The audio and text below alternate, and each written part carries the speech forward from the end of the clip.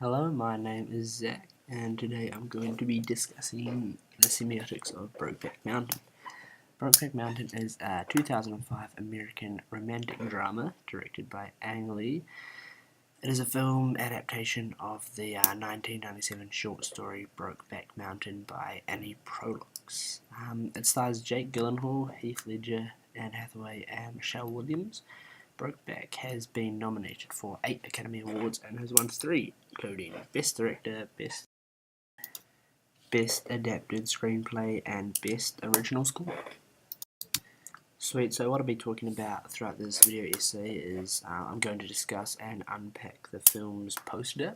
I'm going to talk about signs and symbols throughout the film, and I'm going to talk about the mountain itself and how it impacts on the movie and the semiotics. I'm also going to discuss the syntagmatic and paradigmatic choices that Ang Lee makes.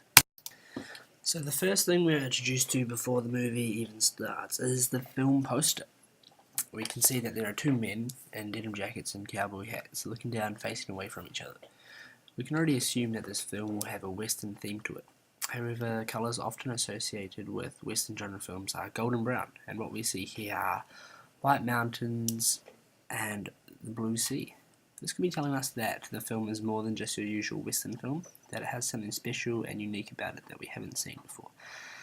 Mountains, forests and lakes are specifically related to vast open countryside, which connotates not only nature but also freedom. The facial expressions of the characters are serious, they're gloomy, and the way they look down connotates some problem of some sort, so we can already assume that the mountain is going to play a big part in the movie, as it's in the background of the poster. And this is also intertextuality.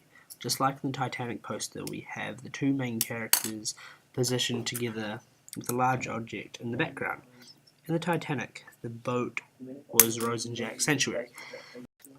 So we can guess that this film will, in a way, be similar because of the paradigmatic choice from Ang Lee to position the two main characters in front of a large object, which in this case is a mountain. The mountain will be their place of love and freedom. It'll be their sanctuary.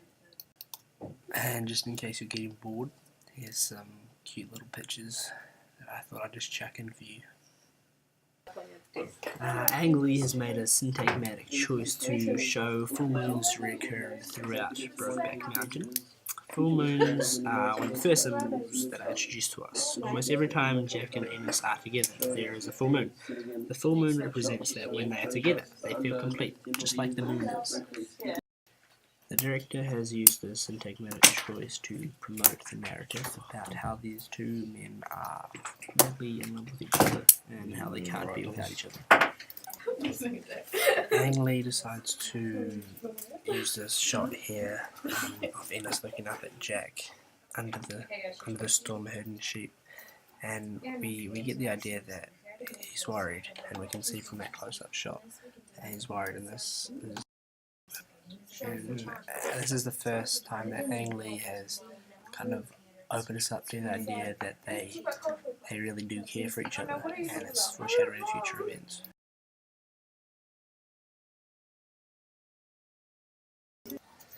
Another paradigmatic choice the director makes is the use of sheep. Sheep are known as pure sheep. They connotate freedom and purity, and that's what Ang Lee is saying about Jack and Ennis's relationship. And some symbolism that I found very interesting in this film was the use of weather and natural habitats and how they affect Jack and Ennis up in the mountain. When Ennis spends the night with Jack away from the sheep, he returns to camp to find dead sheep gutted. The symbolism here is quite clear. He feels very guilty for not doing his job, and he was guilty about what he did the night before. He's torn open. He's torn in two by the thing that has taken hold of him, which is his love for Jack. As their passion increases, the weather starts to get worse, and hail forces them into a tent for the night. And the next day, they wake up and they find their sheep mixed up with another herd of sheep. Finally, snow and deep cold bring a premature end to the summer, and their relationship is abruptly ended, with the weather once again a visual metaphor for what is happening in their hearts and their relationship. The final point I'm going to make, and possibly one of the most important points I'm going to make, is about the mountain itself.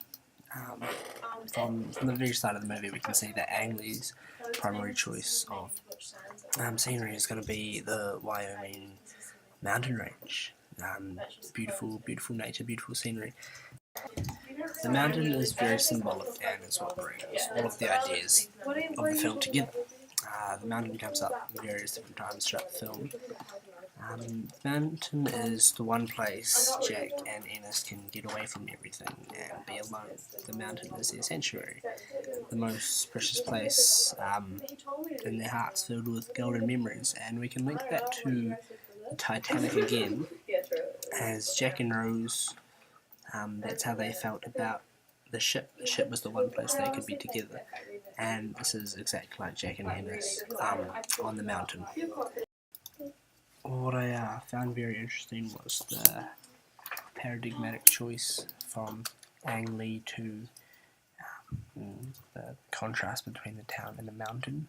The town is always represented as having very dull colours and limited space, whereas the mountain is very colourful and vast and limitless. And he uses this contrast to kind of emphasise the fact of how free Jack and Ennis are when they're up on the mountain together, and how cruel and brutal life is for them living in town.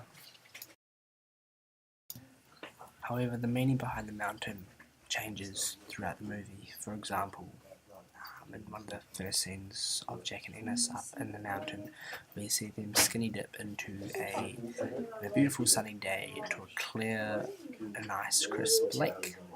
And in contrast to that, in one of the end scenes, we see Jack and Ennis having their big finale kind of argument, climax of the film, having a big argument, and position behind them is the same lake. However, this time that is wavy, it's got white caps everywhere, and it's a mess, and that represents their relationship at the time, and now it's changed, and how the meaning in their relationship has changed.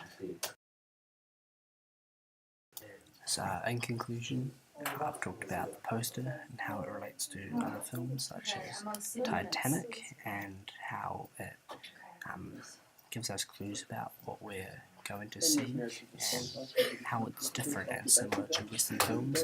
I've talked to you about the symbols and signs of some things up in the mountain, for example the weather and the sheep, and kind of how it was a metaphor for their relationship. And I've talked about the meaning behind the mountain and how it's what brings them together, but in the end it's what brings them apart, and how different that is at the start and at the end, and as their relationships build, how the mountain changes.